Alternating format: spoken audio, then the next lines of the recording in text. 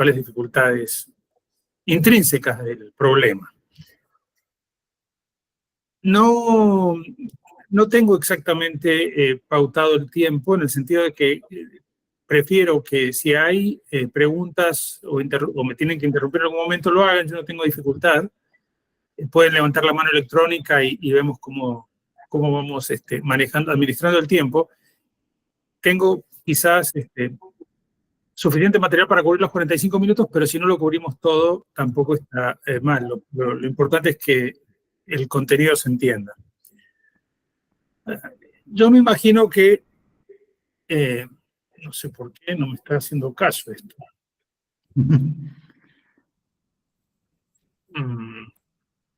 ¿Qué le pasa a esto? Denme un segundo que no sé qué. Se atascó la presentación, no sé qué le pica. A ver, un segundito.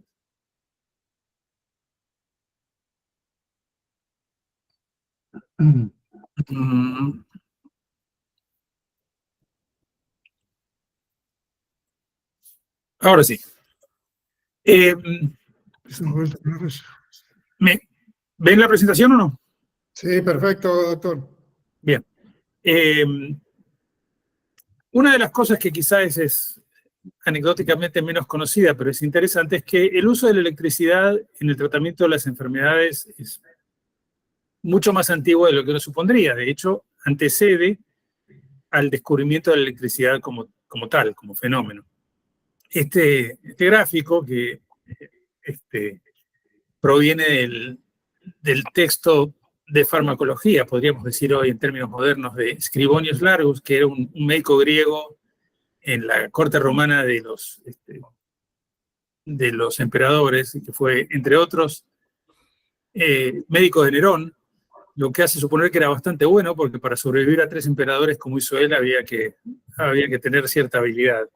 El hombre descubrió que cuando uno caminaba por la playa, si pisaba una mantarraya, una raya eléctrica, el efecto adormecedor de la descarga eléctrica duraba varias horas, incluso algunas veces varios días. Y sobre esa pequeña observación, dedujo que si se aplicaba una corriente eléctrica a las zonas donde había dolor, podía redundar un beneficio clínico, y de hecho así era. Entonces, él comenta que el beneficio se aplica a los ataques de gota y a las cefaleas severas.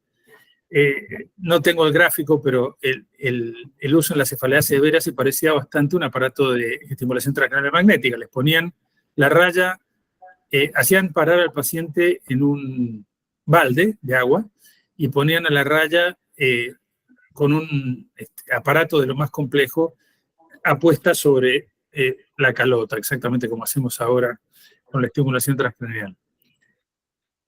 Esa primera observación no fue seguida de muchas otras, sino hasta el siglo XVIII, cuando las observaciones de Galvani y Volta llevaron al descubrimiento primero de la electricidad y después de la bioelectricidad, y eventualmente al desarrollo de múltiples técnicas para estimular a través de la corteza o directamente en los músculos o en la corteza cerebral o a través de la calota la actividad cerebral, modificar la actividad cerebral. Las técnicas no quirúrgicas de estimulación son una lista muy larga, no vamos a aburrirnos con la sopa de letras que representan todos los nombres o acrónimos que se usan para describirlas, pero han devenido parte del armamentario terapéutico, en particular en la depresión, va mucho más allá de eso, pero el uso más común es en la depresión, particularmente en la depresión que es refractaria a las terapias convencionales, farmacoterapia o psicoterapia. Como les decía, la sopa de letras es extensa. Esta zona de una revisión relativamente reciente, los efectos demostrables en análisis metaanalíticos, es decir, cuando se combinan todos los estudios controlados disponibles para las distintas técnicas, y sin entrar mucho en detalle, puede verse con claridad que la terapia electroconvulsiva claramente es beneficiosa, como es la terapia transcranial magnética, usada con distintos métodos sobre los que quizá vamos a hablar un poquito más en detalle. La estimulación en trenes teta también es efectiva, como es, quizá con márgenes de error más grandes, la estimulación magnética por convulsiones magnéticas. De todos estos métodos, curiosamente, el mejor estudiado es la estimulación transcranial magnética, particularmente cuando se la usa con alta frecuencia. Este gráfico, que es un gráfico también de un metaanálisis, del mismo metaanálisis que les mostraba antes, representa con el grosor de las líneas las comparaciones que se han hecho con mayor frecuencia en la literatura. SHM es la pseudoestimulación, el sham, y RTMS-HFL es la estimulación de alta frecuencia. Como les decía antes, el más eficaz es claramente la terapia electroconvulsiva bilateral, pero seguida no muy de lejos por la estimulación transcranial magnética de alta frecuencia o en trenes beta. El origen de la estimulación transcranial magnética es, más allá de las observaciones históricas, el descubrimiento de Miguel Faraday en el siglo XIX de que se puede estimular un cable cuando se hace circular una corriente por un imán que está dentro, cuya influencia, cuyo campo magnético incluye al cable al que se induce. Este fenómeno se conoce como electricidad inducida. Utilizando ese principio básico, a comienzos de la década del 80, se empezó a investigar la posibilidad de usar la inducción de corrientes como método de estimulación de la corteza, inicialmente solamente para estudios fisiológicos, eventualmente también con uso terapéutico. El primer uso terapéutico fue para el manejo del dolor. Se hacía estimulación transcranial magnética de la columna con el propósito de reducir los fenómenos dolorosos, exactamente igual que como hacía Scribonius Largus con la raya eléctrica. A partir de esas observaciones iniciales y con los mismos equipos, de hecho, nosotros empezamos a hacer estimulación transcranial magnética en la depresión con el mismo equipo que se usaba para la columna originalmente. Se empezaron a hacer observaciones con el propósito de tratar enfermedades psiquiátricas, la primera de las cuales fue la depresión. Los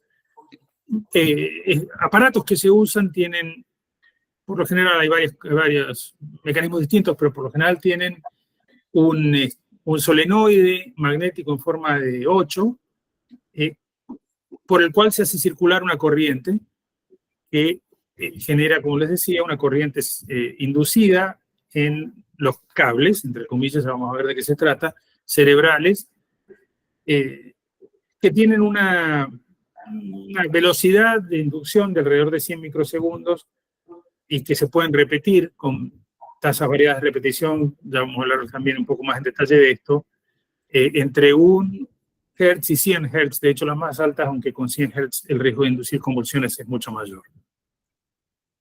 Ahora bien, cuando uno estimula la calota, en la cabeza, porque eso es lo que uno hace, como decía Scribonius Largus, no solamente se estimula con la corriente inducida los cables cerebrales que están debajo, sino también todo lo que hay en el medio.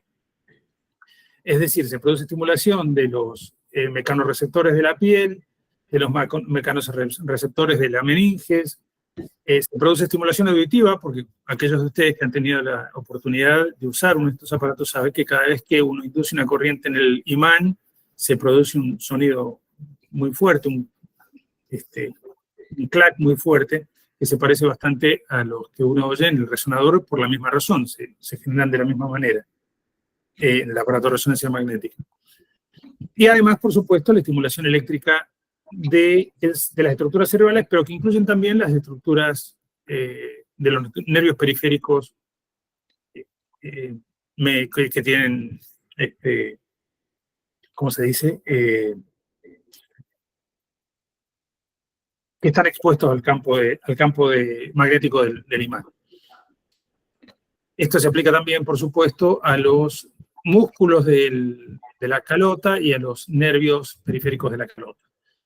Ahora bien, a pesar de todo eso, en rigor y por exclusión progresiva, utilizando aparatos cuyo ángulo del campo magnético no incluía la corteza, se ha podido excluir que la mayoría de estos mecanismos contribuyan significativamente a los efectos terapéuticos o fisiológicos de la estimulación transcranial magnética. Por el contrario, se ha establecido de forma más o menos convincente de que el fenómeno depende de la activación de células en la corteza cerebral.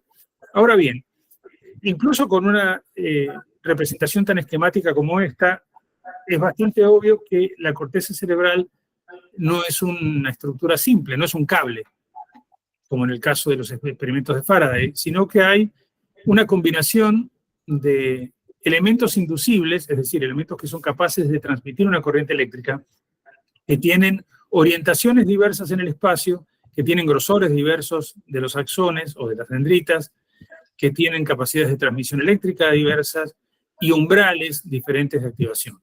Vamos a repasar un poquito cada uno de esos elementos. El primero es el tema de la orientación. Ustedes recuerdan que las láminas de la corteza cerebral contienen diferentes tipos de neuronas y de axones organizados en una arquitectura relativamente estable o fija, de persona a persona, pero que es compleja y que incluye neuronas de proyección, interneuronas, neuronas de proyección córtico-cortical y axones aferentes que provienen principalmente del tálamo. Las neuronas de las láminas 2 y 3 y las de la lámina 5 son las que son el principal objeto predominante de la estimulación transcranial cuando se induce a través de una corriente en un imán.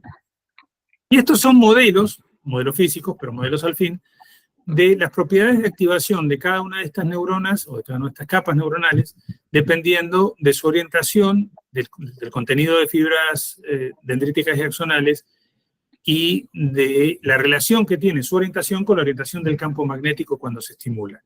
Y sin entrar demasiado en detalles pequeños, lo obvio es que el umbral de activación de las neuronas, de los axones, por ejemplo, de la lámina 1 o de los de la lámina 2 a la 5 es muy diferente. Y los de la 2 a la 5 tienen, como comentaba antes, umbrales mucho más bajos.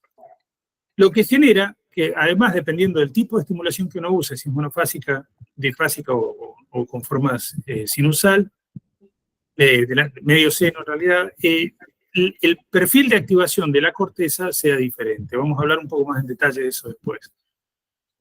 Pero lo importante es que se activan con mayor facilidad los axones intracorticales que están más cerca de la superficie externa de la circunvolución, y las neuronas de la lámina 5 son las que tienen el umbral más bajo. Las neuronas de la lámina 2 y 3, que son interneuronas en su mayoría y que son, por lo tanto, córtico-corticales, es decir, cuya activación se retiene dentro del área de la corteza estimulada, también se activan con la mayoría de los estímulos y son inhibitorias y compensan en alguna medida la activación de las neuronas de proyección, posiblemente evitando que la corriente se difunda y produzca convulsiones. La activación depende, por supuesto, de la magnitud del campo magnético y en alguna medida menos de su orientación con respecto a la superficie cerebral, porque la corriente inducida es siempre paralela a la calota, es paralela a la piel. Si uno pudiera variar la orientación de la corriente utilizando, por ejemplo, un aparato de estimulación transmagnética profunda, lo que se llama un solenoide en forma de H, uno puede variar también cuáles son las capas que se activan dependiendo de la profundidad con la que se oriente ese campo magnético. Ahora bien, dada esta complejidad, el patrón de activación de la corteza depende en buena medida de cuál es el patrón de estimulación que uno elige usar. Típicamente se han separado dos tipos de patrones de activación. La activación que se conoce generalmente como inhibitoria, que depende de un uso de frecuencias bajas, y la que se describe generalmente como excitatoria, que usa frecuencias de 10 hercios en adelante.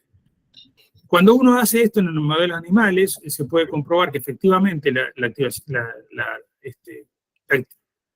estimulación intermitente con frecuencias inhibitorias produce reducciones de la actividad cerebral, mientras que la continua o estimulatoria produce activación de la corteza, y si uno lo hace con un patrón intermitente suficientemente lento, por decirlo de alguna forma, puede demostrarse que no tiene efecto ni de activación ni de inhibición, es decir, el efecto se mantiene neutro.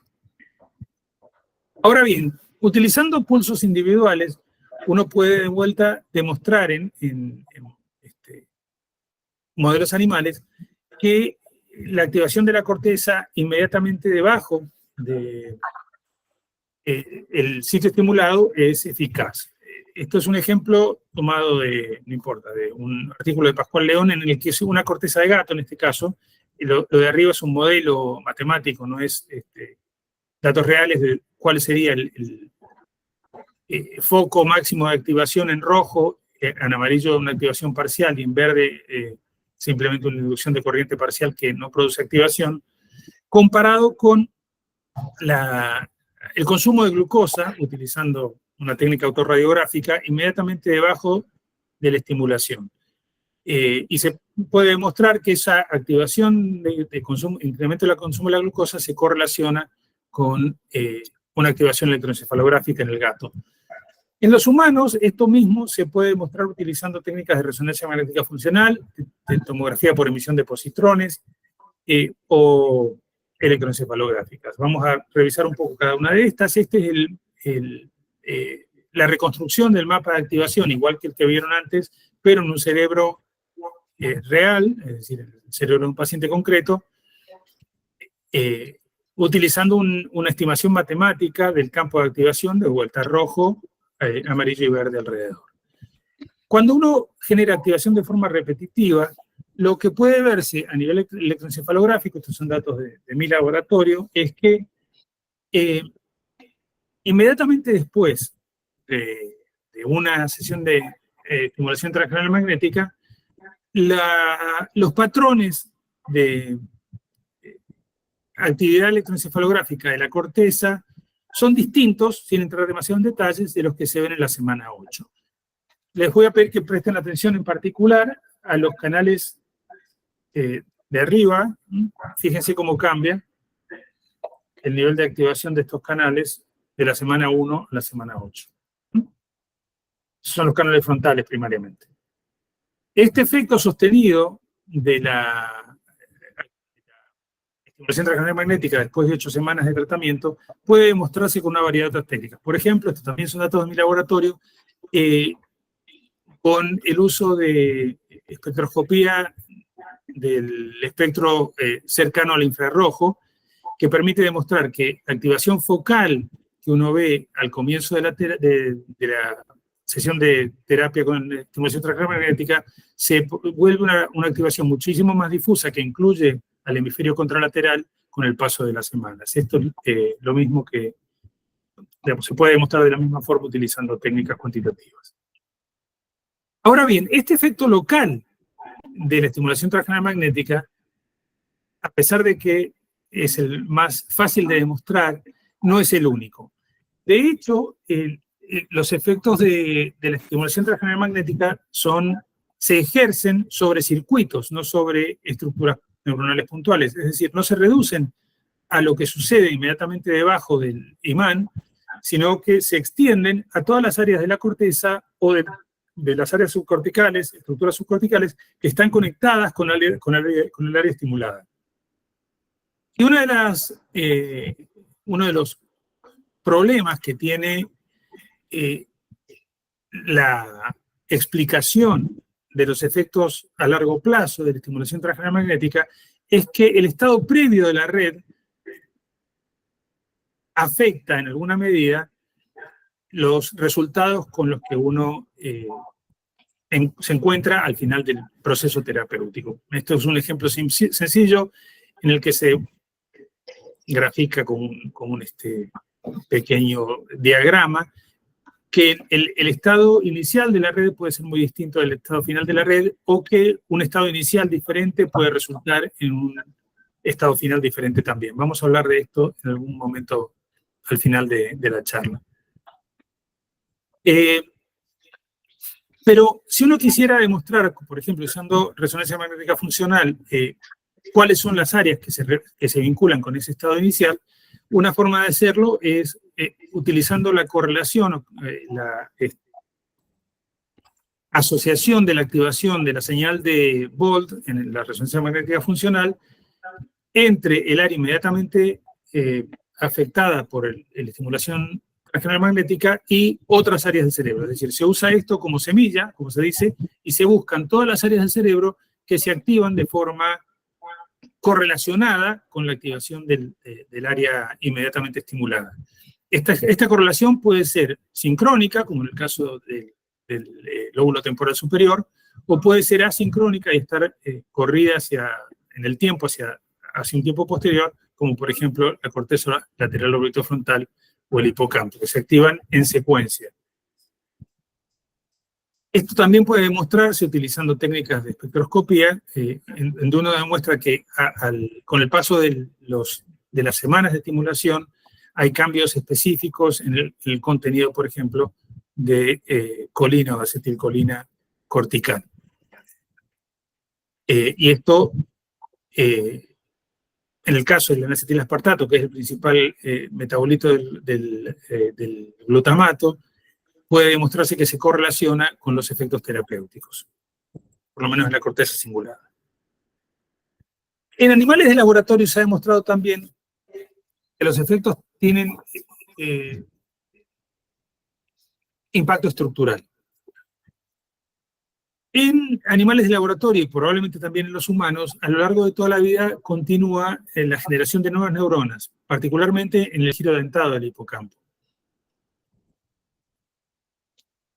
La depresión se asocia con una reducción en la generación de nuevas neuronas del giro dentado y casi todas las formas terapéuticas eficaces que se han estudiado en animales, farmacoterapia, terapia electroconvulsiva y, como vamos a ver ahora, estimulación transcranial magnética, se asocian con una recuperación de esa neurogénesis inducida en el hipocampo. Este es un ejemplo de cómo sucede esto con la estimulación transcranial magnética.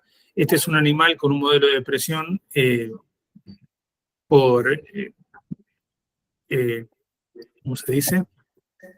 Desesperanza inducida, helplessness, en el que estos puntitos negros que siguen el borde del giro dentado muestran la originación de nuevas neuronas utilizando una técnica que se llama bromodeoxyuridina, que permite incorporar al núcleo de la célula este material radioactivo a medida que la célula se divide. Es decir, las neuronas maduras no incorporan bromodeoxyuridina.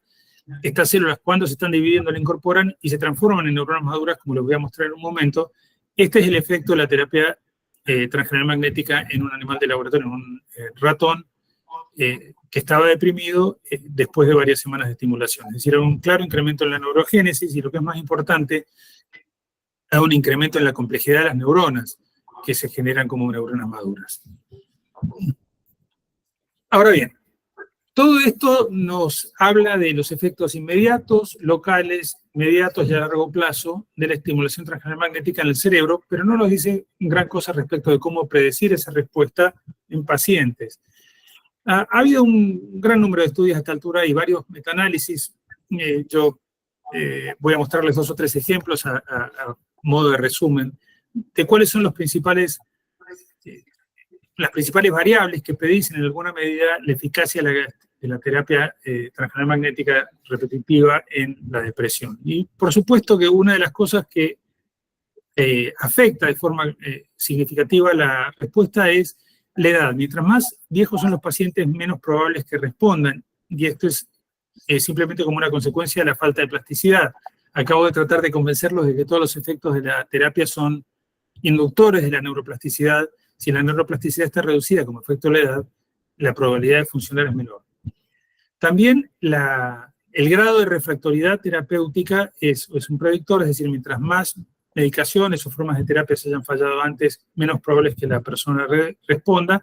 Y por último, el número de sesiones de terapia. Esto también son datos de mi laboratorio, pero simplemente muestran que con una escala de depresión convencional, mientras más sesiones semanales se hacen, más se reducen los síntomas de depresión. Lo que es importante es que también, como les decía antes, el sustrato de la persona a la que se le administra tratamiento modifica en alguna medida su capacidad de respuesta. Y esto es un ejemplo utilizando en este caso medidas de temperamento y carácter, y uno puede ver que los pacientes que tienen más neuroticismo, podría llamarse de una forma, o más propensión a la evitación del daño, o más dependencia de la recompensa, son las que tienen menos probabilidad de responder al tratamiento. Pero también hay componentes biológicos que se correlacionan con esto, y se sabe que la forma genética de los transportadores de serotonina o del factor neurotrófico derivado del tejido cerebral afectan la capacidad de respuesta de la persona y determinan en alguna medida su capacidad de mejorar con el tratamiento.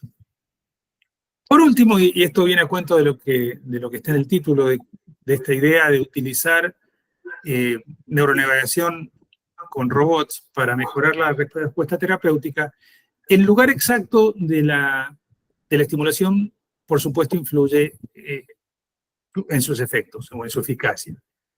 Esto es un estudio muy antiguo en el que se utilizó simplemente un marcador con vitamina E fiduciario para ubicar el punto exacto en el que se aponía el imán sobre la calota de cada paciente individual, y utilizando esta técnica se pudo ver que los pacientes que respondían se distinguían de los que no respondían a la terapia por la localización exacta del imán, de forma tal que los que tenían una localización más posterior en el área 9 tenían menos probabilidad de responder, y hay una relación lineal bastante estricta entre el ángulo de la distancia entre el punto céntrico del área 9 y la estimulación y la respuesta terapéutica.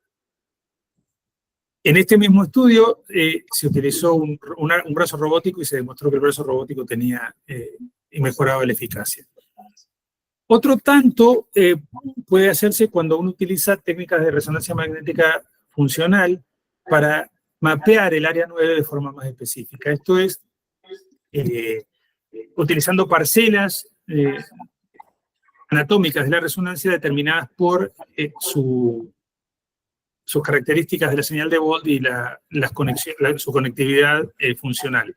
Cuando uno define el área 9 por estas características de parcelación funcional, la capacidad de respuesta en pacientes que no habían respondido, es decir, se seleccionan los que no responden a la terapia convencional transcranial magnética, estos mismos se pasan acá y una gran mayoría de los pacientes pasa a ser susceptible a la mejoría con la terapia. Utilizando este tipo de técnica, uno puede personalizar el tratamiento, de forma tal que elige el área 9 o el área dorsolateral prefrontal sobre la base de parcelación específica en el individuo, optimiza la localización del brazo del robot utilizando la resonancia magnética de esa misma persona. Se puede hacer también con tomografía por emisión de positrones, como lo hacemos nosotros, y eso se utiliza para guiar la localización de la terapia. Por último, en los últimos 2 minutos, y así dejamos suficiente tiempo para las preguntas, les voy a mostrar 2 ejemplos de cómo el estado previo de la red neuronal afecta la respuesta terapéutica. Un ejemplo es, bueno, este es en realidad un estudio retrospectivo, incluyendo a varios otros, en el que analizó 15 estudios y demostró que la modulación previa, la activación previa de la red permite mejorar la respuesta terapéutica, y esto en particular cuando se activa el área pirigenal anterior de la corteza cingulada.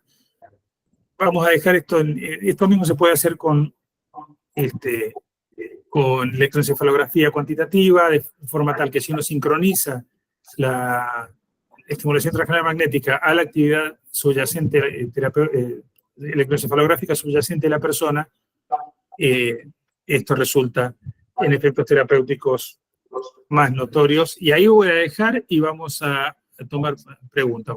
Déjenme que... tenía algunos diapositivos más, pero no vale la pena extendernos en exceso. A ver si puedo. Si pudiera. Esto es, ahí está.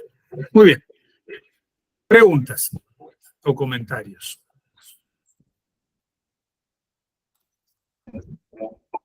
Bueno, en primer lugar, muchas gracias, doctor, por la presentación, la claridad de los conceptos, nos pudo acercar. Para nosotros es muy importante, digamos, que la estimulación magnética transcranial tiene un desarrollo todavía escueto en nuestro país, así que la importancia de poder difundir esta técnica, esta herramienta terapéutica para que nuestro conocimiento, para darle mayor posibilidad de accesibilidad a nuestros pacientes, es muy importante y es uno de los objetivos primordiales de este tipo de encuentros y un poco el sentido del trabajo que tenemos del capítulo de neuromodulación y de la Asociación Argentina de Psiquiatras. Estoy mirando un poco el tema de las preguntas, a ver si alguna en particular.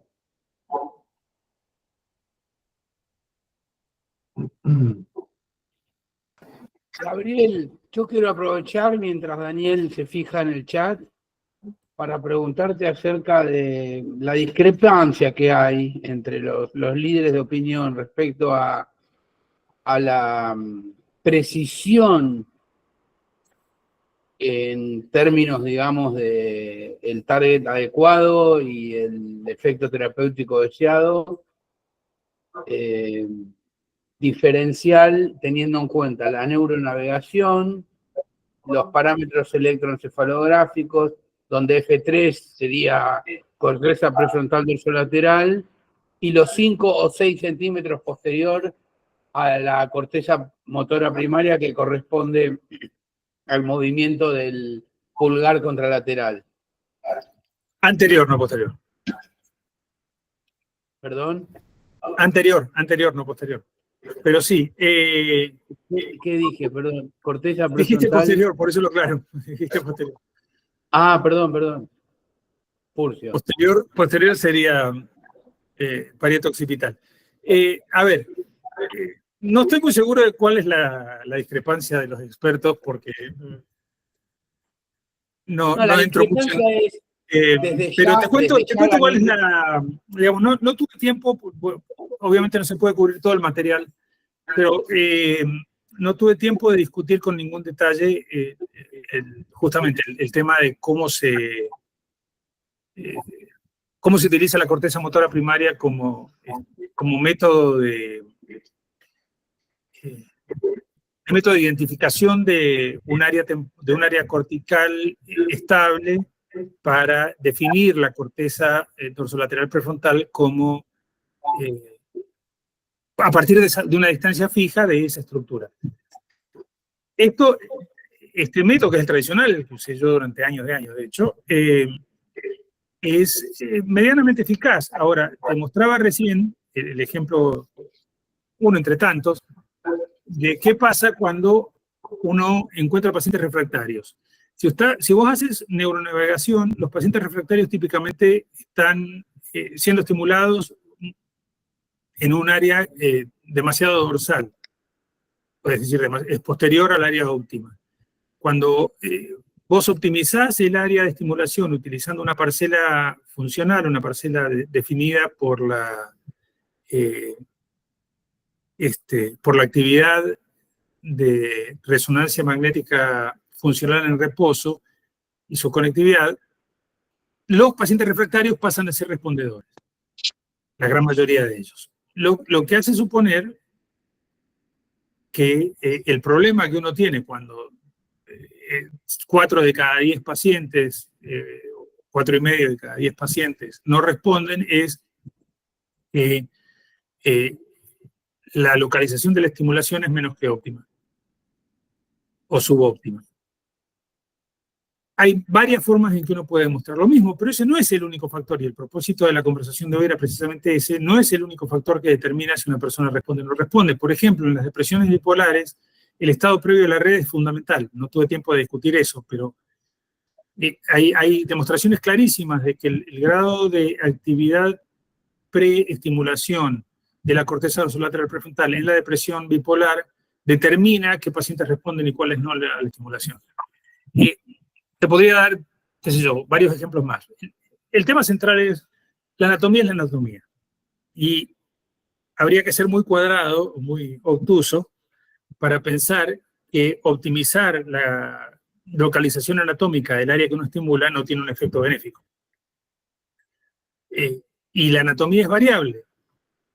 Y como consecuencia de que es variable, cualquier regla de 3 simple, como la que hacemos cuando decimos, este es el área motora de activación del dedo pulgar, 5 centímetros para adelante va a estar el área 9, es probable que cometas errores con alguna frecuencia.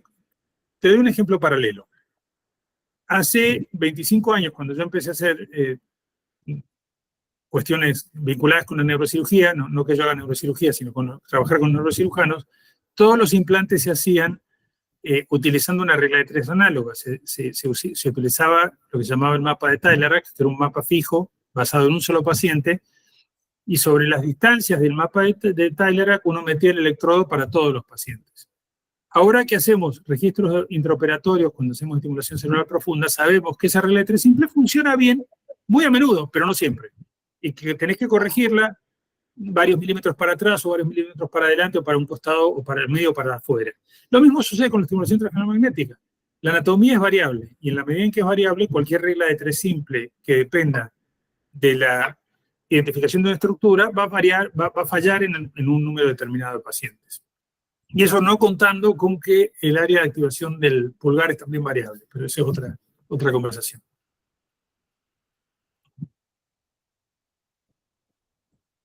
Estás mudo.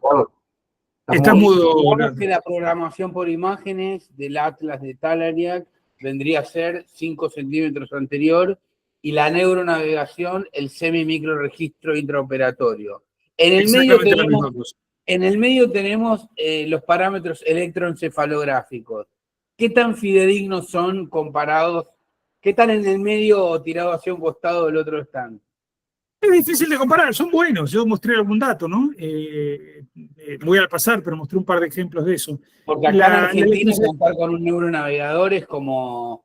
No, pero la electroencefalografía es útil, definitivamente. Es una forma útil de definir el blanco. Es menos precisa que la resonancia, pero es útil. Bien.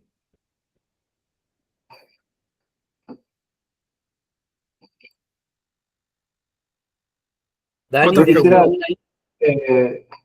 una cuestión, doctor, que por ahí nos surge de la práctica, en cuanto a esto que usted justamente hablaba, el tema de las depresiones bipolares, porque así como nos ocurre con la farmacología, también con el tema de la estimulación magnética transcranial, a veces nos encontramos con estos pacientes en donde tenemos que realmente hacer buenos diagnósticos, pacientes que a veces vienen no solamente con dificultades diagnósticas, sino con tratamientos a veces mal instalados, pacientes que vienen de mucho tiempo, de cuadros depresivos que terminan siendo depresiones bipolares, en donde cuando uno realmente se encuentra con la necesidad de hacer diagnósticos de certeza, y realmente este paciente no está puro, porque los pacientes que vienen después a realizarse un proceso de estimulación magnética tienen un tratamiento farmacológico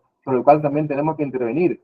Entonces, a veces, lo digo esto porque nos surge de la práctica, tenemos que volver a modular también las cuestiones farmacológicas que están por detrás de ese paciente, y así puedo ver que la estimulación magnética forma parte de un grupo de herramientas con las que podemos abordar a nuestros pacientes, en donde debemos incluir todo, las cuestiones farmacológicas, psicoterapéuticas y demás.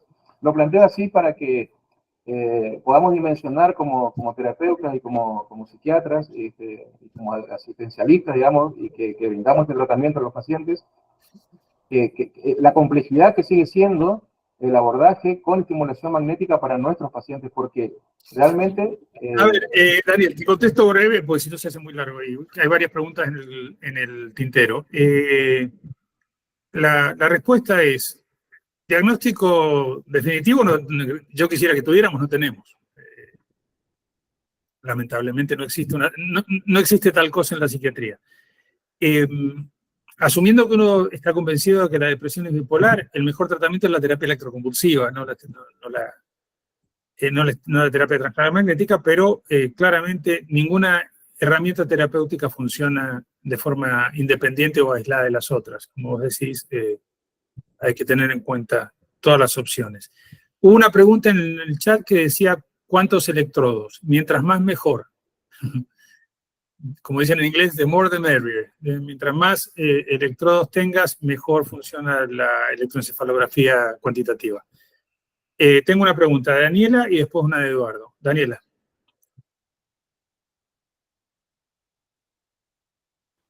Hola, doctor, buenas tardes. Yo soy Daniela Giraldo, residente de Psiquiatría de Colombia. Acá, de pronto, pues, de acuerdo a contexto, no es como tan costo efectivo y no se utiliza la neuronavegación al momento de hacer neuroestimulación, sin embargo, se utiliza el método de los 5.5 centímetros, pues, desde la región motora primaria. Yo quería preguntar bueno, dentro de los factores predictores, la parte de ancianos no solamente pues puede disminuir respuesta por la neuroplasticidad disminuida, sino que la atrofia cortical y pues la distancia hacia el equipo, al aumento de la distancia, pues también nos podría disminuir respuesta. Sin embargo, he encontrado literatura que igual no es como contraindicación del manejo. Y quería preguntar pues como sobre esto y sobre el manejo, entonces, también de pronto, ¿qué otros factores predictores habría frente a otros trastornos? Por ejemplo, el uso en adicciones, en trastorno obsesivo compulsivo, porque la bibliografía que encuentro siempre habla más desde la parte de depresión, más que los otros trastornos. Y tercero, quería preguntar, doctor, primero, pues agradecerle por la charla y preguntarle en cuanto a los pacientes que nos dicen, pues encontramos la estimulación magnética como una medida en pacientes que no responden a manejo antidepresivo. Sin embargo, es claro que es factor predictor negativo de respuestas y el paciente muestra gran resistencia, que es una depresión muy resistente. Las guías no son tan claras en cuál sería el paso o el manejo, en qué momento indicara la estimulación magnética y cada vez se propone que sea pues como rápidamente. Entonces, en su experiencia, doctor, ¿cómo nos podría informar o recomendar en qué momento deberíamos estar indicando esta estimulación a los pacientes? Muchas gracias. Vamos por partes. Número uno, la edad de los pacientes. Por encima de los 70 años, la terapia transcranial magnética es poco eficaz. Y eso es así, independientemente de que la persona tenga o no tenga atrofia. De hecho, si la persona tiene atrofia y hay efectivamente una distancia mayor, no está indicada. La terapia transcranial magnética no se debe usar en pacientes con demencia, por lo menos no para la depresión. No hay evidencia alguna de que tenga un papel en ese contexto terapéutico.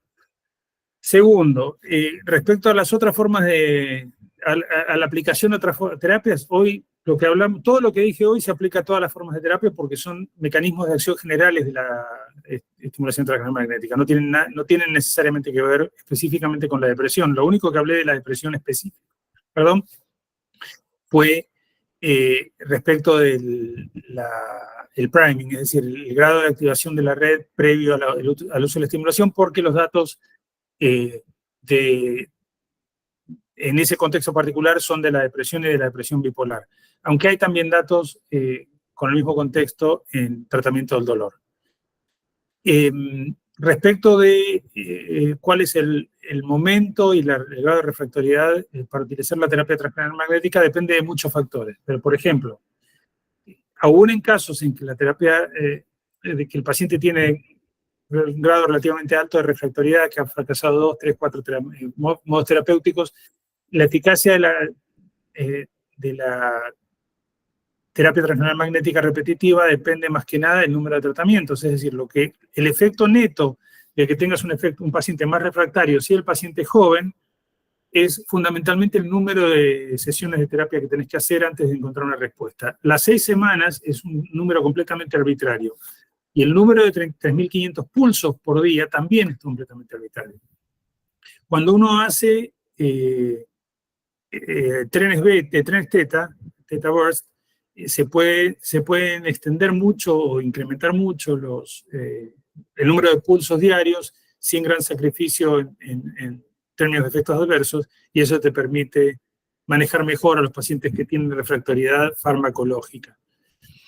Pero bueno, cuanto al rol de la terapia transcranial magnética depende de cosas que, por ejemplo, que incluyen a la preferencia del paciente. Una de las cosas que nosotros hacemos desde hace muchos años y que me parece a mí es uno de los papeles más específicamente útiles de la terapia transcranial magnética como primera línea de tratamiento es en las mujeres embarazadas con depresión severa o en la depresión postparto, en las que por preferencia de la persona muy a menudo la farmacoterapia queda excluida. Entonces, o excluida o relegada a una segunda opción. En ese contexto, la estimulación transcranial magnética es un tratamiento de primera línea y funciona, como que son jóvenes, magníficamente bien. Eduardo. Muchas gracias. Eduardo Padilla se cayó. Estaba ahí con la pregunta y lo perdí. Eduardo, ¿estás? No. Bueno, otras preguntas.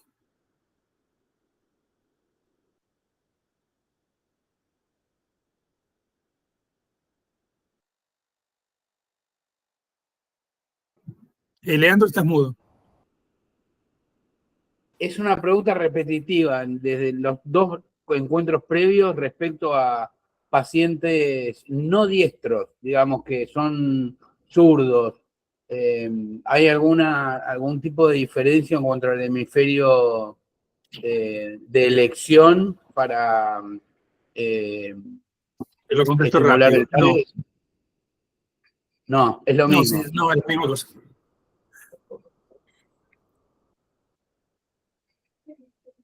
Está muteado. A ver, Verónica, ¿tenés una pregunta?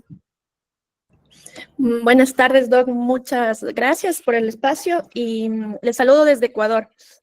¿Qué hacer cuando ya, por ejemplo, ya tenemos un paciente que le hemos dado su tanda aguda, que ha recibido todo el protocolo y que no funciona y no funciona? O sea, ¿hasta cuándo poder decir ya, no va a funcionar más? Bueno, depende de todas estas cosas que venimos conversando, ¿no es cierto? Primero, cuando vos decís el protocolo estándar, depende de qué protocolo estándar estés usando. Si estás usando estimulación de alta velocidad del lado izquierdo, que es la típica, ¿no? Y estás usando la regla de los 5 centímetros, lo primero que uno puede hacer es o bien intentar con estimulación del lado derecho o estimular de los dos lados de forma alternativa. Lo segundo que uno puede hacer es, cuando vos decís hasta cuándo, bueno, 6 semanas, depende de si el paciente es muy refractario o si a medicación, o si la persona tiene más de 60 años, o si la persona tiene historia de trastorno bipolar. En esos 3 casos, la refractoriedad es más alta y uno puede considerar hacer o bien más pulsos diarios. Típicamente, si vos no tenés ninguna respuesta a la 3ª semana, es hora de empezar a considerar qué hacer. Sí, a la semana 3 uno debe tener una reducción de por lo menos el 20% de cualquiera de los parámetros que esté usando para medir la depresión. Sea Hamilton, lo que vos quieras, CSD, lo que ustedes usen. Pero si para la 3ª semana no tenés una reducción del 20%, empezá a pensar qué hacer, porque ya te la vas a ver negra a las 6. Entonces, típicamente, si para la 3ª semana con 3.500 pulsos diarios no tenés variación, tenés que aumentar el número de pulsos a 5.000 o considerar alternar con el lado derecho. Gracias, Doc. Doc, y una consulta. Usted en la exposición indicó que la neuroplasticidad, o sea, que va a depender mucho la respuesta a la estimulación por la neuroplasticidad. ¿Cómo hacer algo para que mejore el tema de la neuroplasticidad?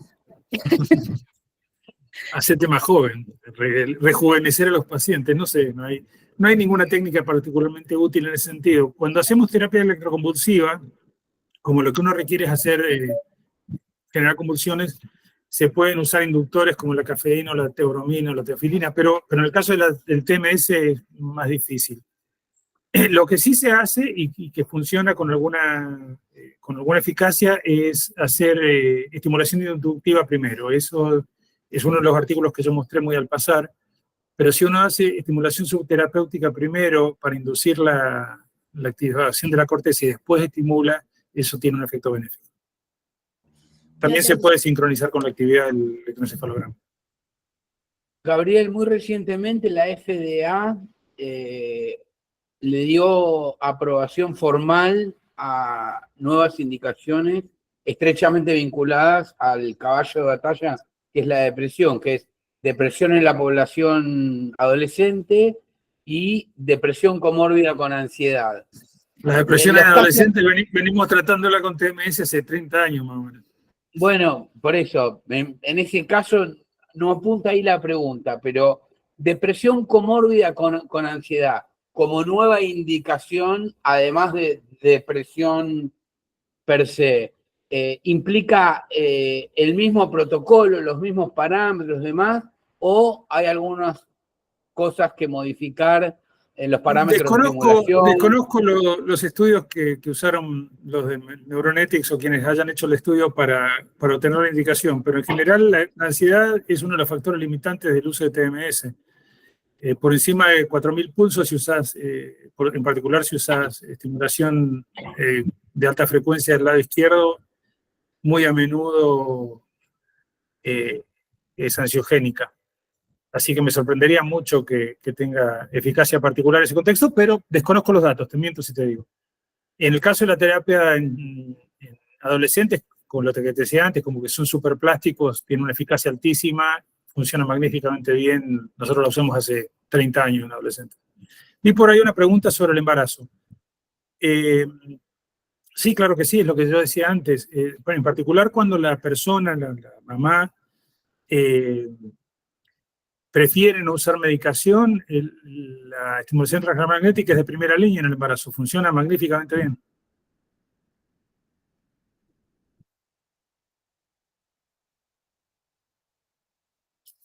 Otras preguntas. Y fuera de las indicaciones formalmente aprobadas, todo lo que está en los reviews de lo que es autismo, deterioro cognitivo, disquinesia por levodopa, freezing de la marcha, déficit por trastorno por déficit de atención y demás. ¿Vos querés que hagamos una enciclopedia en 10 minutos? Acá? No, vos digamos, más allá de las indicaciones formalmente aprobadas, aquellas no aprobadas, pero muy validadas con literatura contundente, digamos, en base a ensayos controlados, randomizados o metaanálisis bien diseñados, o en las experiencias de expertos como vos, digamos. Es una herramienta útil, digamos, que puede... Tiene un montón de aplicaciones bien demostradas que no están aprobadas por la FDA, por ejemplo. Es eficaz en la aceleración de la recuperación del habla y del manejo de la mano después de accidentes cerebrovasculares. Es eficaz en el manejo de las formas de parkinsonismo complejo, como la atrofia multisistémica y la parálisis supranuclear progresiva. Es medianamente eficaz en el tratamiento de las alucinaciones. El problema con eso es que no dura el efecto. Dura mientras estimulás, pero dejas de estimular y se revierte. Y otro tanto pasa con la función cognitiva, el mejoramiento de la función cognitiva en pacientes con deterioro cognitivo primario, enfermedad de Alzheimer u otras. El efecto no es sostenido. En el trastorno obsesivo compulsivo tiene efectos mínimos. Y por lo general se usa la terapia tenés que usar un solenoide para estimulación profunda y tiene efectos limitados, no es particularmente eficaz. Pero bueno, podríamos hablar de cada una en particular por mucho tiempo. ¿Es verdad, Gabriel, que las empresas que manufacturan electrodos de estimulación cerebral profunda están sacando al mercado dispositivos compatibles con TMS o sigue siendo siempre una contraindicación absoluta? No entendí el principio de la pregunta. Claro, que escuché en un simposio que Boston Scientific, Medtronic o St. Jude, lo que ahora es Abbott, están, así como hay coils para los aneurismas compatibles, están manufacturando electrodos de estimulación cerebral profunda compatibles con TMS, lo cual lo haría dejar de ser una contraindicación absoluta. ¿Esto es así? Desconozco, pero en realidad es muy parecida a la situación del uso de electrodos dentro de un aparato de resonancia magnética nuclear. Es lo mismo, de hecho. La corriente inducida es la misma. Con la mayoría de los equipos modernos, yo sospecho que si apagás el aparato de estimulación cerebral profunda, no hay ninguna contraindicación para hacer TMS, más allá de la posible inducción de calor en el cable, y digamos, tenés que evitar tener el imán inmediatamente arriba del cable, pero salvo eso, no se me ocurre que haya un problema. Está bien, y acá hay una Obviamente, si pregunta. pones el imán arriba del cable es un problema, pues se calienta. Pero... Claro, pero el tema es el electrodo, la onda no llega a la profundidad donde está el electrodo. No, el problema es el cable, El que lo tenés cable. acá. Y obviamente no tiene que estar emitiendo corriente continua. Lo Evidentemente lo apagás. tenés que apagar primero, es lo mismo que pasa con el resonador.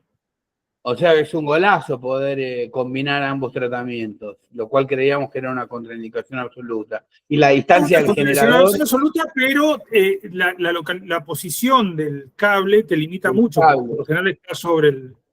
Ahí tenés que tener una distancia razonable de centímetros, ¿tenés idea?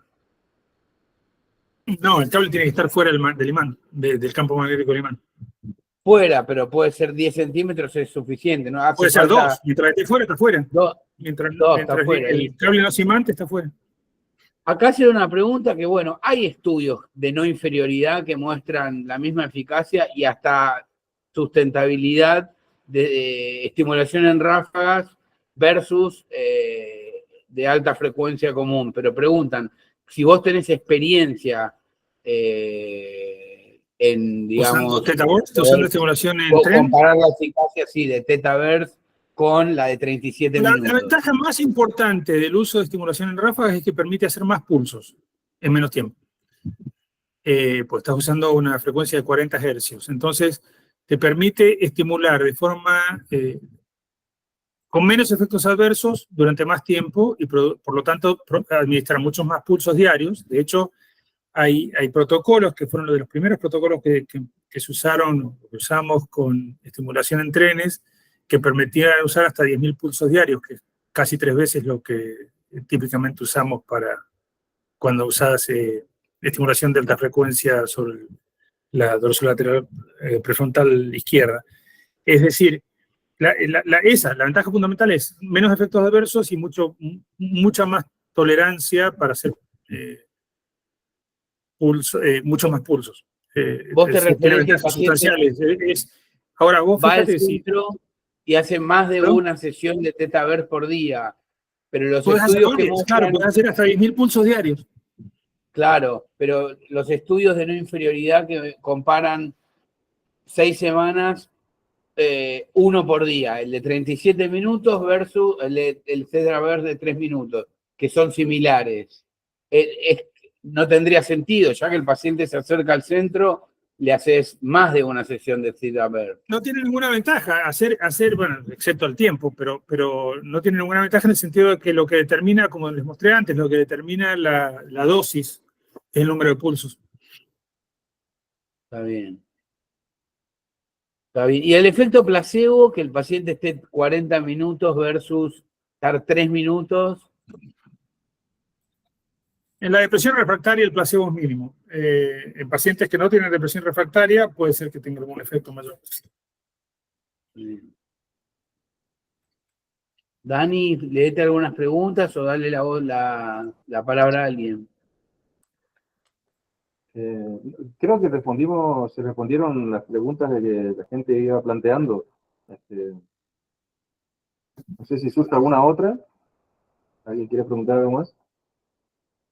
Hay algo acá sobre trastornos de desarrollo y epilepsia. A ver si la puedo leer.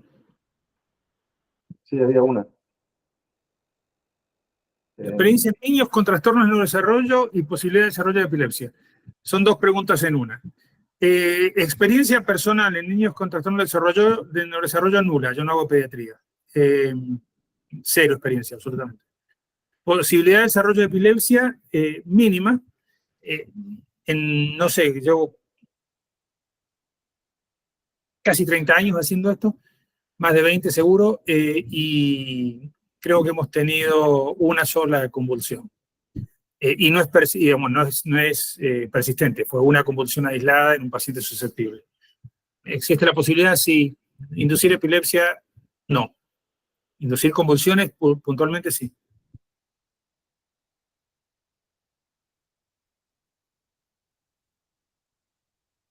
Si alguien, ahí Daniel apunta el número, 3 por 10.000, sí, algo así, pero no sé si yo he tratado de 10.000 pacientes, Daniela, pero por ahí debe andar. Y como te digo, tuve uno solo con convulsiones. Estás mudo. Una Leandro. pregunta. ¿Después de cuánto tiempo se modifica la expresión del BDNF tras el tratamiento con TMS? ¿Vos lo sabés? ¿Tenés alguna idea? En animales de laboratorio es inmediato. No hace falta Inmediato. hacer TMS, basta hacer unos pocos pulsos y se induce BDNF. Mirá. Lo mismo pasa con la terapia electroconvulsiva. Lo que pasa es que la terapia electroconvulsiva lo hace de forma masiva. La estimulación transcranial lo hace mucho más local.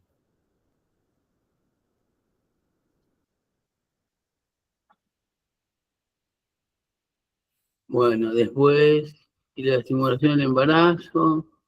Por la distancia del equipo en la barriguita no se considera perjudicial cuando mecanismo de acción. No, esa es la pregunta, creo que ya la contestamos. De hecho, es una terapia de primera elección en Neurodesarrollo, teta verde, niños nada, ahí está. Bueno, el riesgo de convulsión, sabemos que uno en 30.000 sesiones más o menos, y que además hay lineamientos y directrices que si uno sigue a rajatabla, mitiga al tenemos mínimo. una pregunta, eso sí, tenemos una pregunta de Vicente Camacho. A ver, Vicente. Hola, ¿qué tal? ¿Viste? Buenas noches. Gracias, doctor, por su explicación. La pregunta es, decía al principio que gran parte de la respuesta de los pacientes está dada por el estado previo de la conectividad, ¿no? ¿Cómo están ¿Sí? los nódulos? ¿Cómo podemos saber eso o cómo elegir mejor al paciente para tener esa respuesta adecuada? Claro, no hay, la única forma de medirlo es con resonancia magnética funcional o tomografía por emisión de positrones.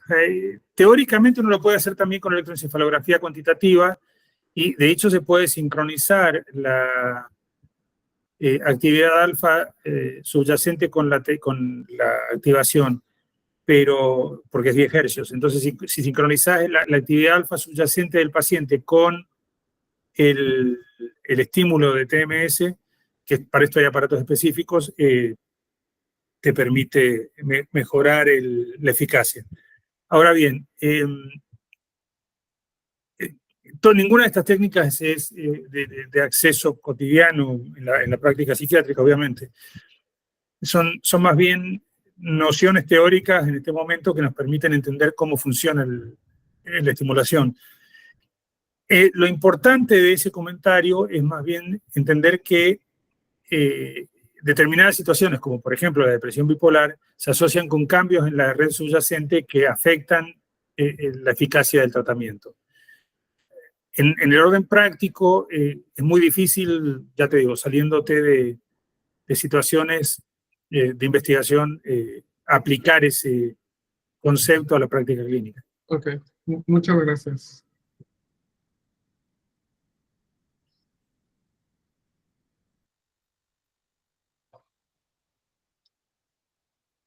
Leandro, ¿vos viste alguna otra pregunta? Está muteado, güey. Hemos abordado todas las que están en el chat. ¿Hay alguien que quiere hacer una pregunta en forma oral con la palabra hablada? ¿Alguna persona? María Lilia. María Lilia, estás Tenés que muteada, habilitar tu María micrófono, Lilia. María. María Lilia. Tenés que habilitar tu micrófono. No te escuchamos. Estás muteada.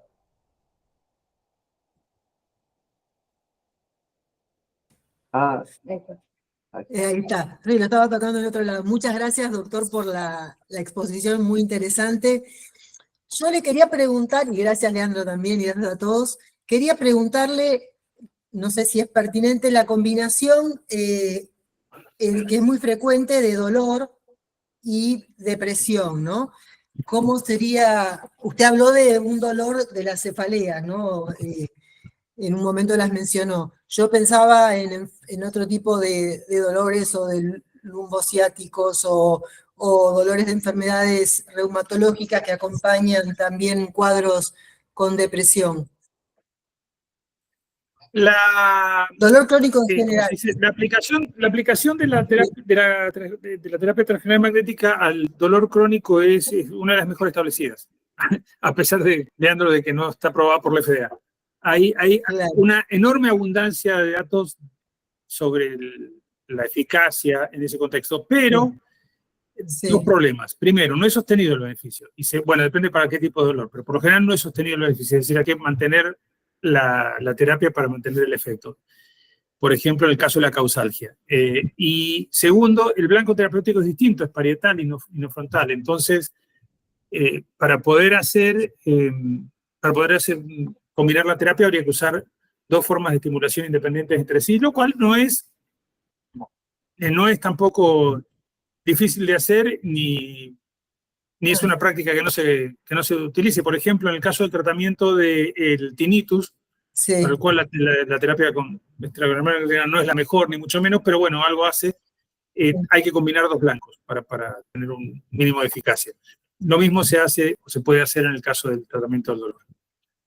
Te comento, Gabriel, que Muy yo interesante. tengo, más allá de lo no aprobado formalmente, con dolor, tanto con migraña como neuralgia del trigémino y otros tipos de dolor facial, en mi escuetísima experiencia, comparada con la tuya, he tenido resultados realmente llamativos, muy buenos.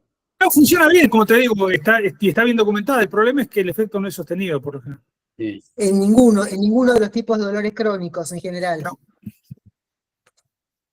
Y de los mantenimientos, ¿qué puedes Gracias, decir, muchísimas Gabriel? gracias. Que no es estándar para cada caso.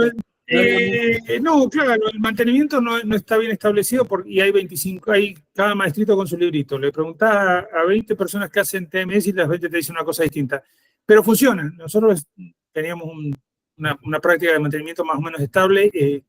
La forma más convencional de hacerlo es una semana al mes, a veces una semana cada 6 semanas. Y el régimen que se usa es el mismo régimen con el que la persona alcanzó remisión. Y la sustentabilidad en cerebros que están más o menos histoarquitectónicamente intactos, y uno lo que va a hacer es cambiar la funcionalidad o la función química, eléctrica o la expresión de proteínas, cambios epigenéticos a nivel molecular, con cuadros ya neurodegenerativos, donde el cerebro está dañado. Es menor el caso de los parkinsonismos complejos, por ejemplo. En la mayoría de los casos, la sustentabilidad depende de la persistencia con que se hace el tratamiento. Siempre se mantiene algún beneficio. No es lo mismo que con la terapia electroconvulsiva. Sí. Bueno, ¿alguna otra persona que quiera aprovechar y hacerle alguna pregunta al doctor? Bueno, No. Muchas gracias a todos. Bueno, estamos. Gabriel, bueno, te agradecemos infinitamente en nombre de la AP. Faltó cuando te presentó Daniel decir que sos asesor del capítulo desde sus comienzos, fundador. Y bueno, te agradecemos una vez más por ahí te están llenando de elogios, ahí lo estarás viendo, por tu permanente predisposición, apoyo y por estar siempre. Gracias a ustedes. Nos vemos pronto. Un abrazo abrazo. enorme. Hasta luego. Chao.